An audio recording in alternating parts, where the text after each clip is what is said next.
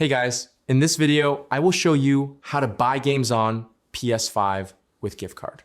All right, let's begin. First, navigate to the PlayStation Store from your console's home screen. Once you are in the store, browse or search for the specific game you wish to purchase. For this demonstration, we will select a standard edition of a game. After selecting the title, you will see the option to charge to wallet or choose a payment method. Select the option to enter payment mode and scroll sideways until you see redeem codes and gift cards.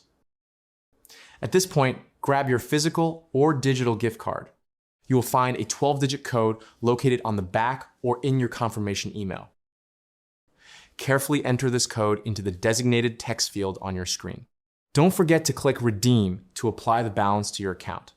To finalize the transaction and secure your purchase, you may be prompted to enter your PlayStation account password for confirmation. So that's basically how you can buy games on PS5 with gift card. That's it for this video. Thanks.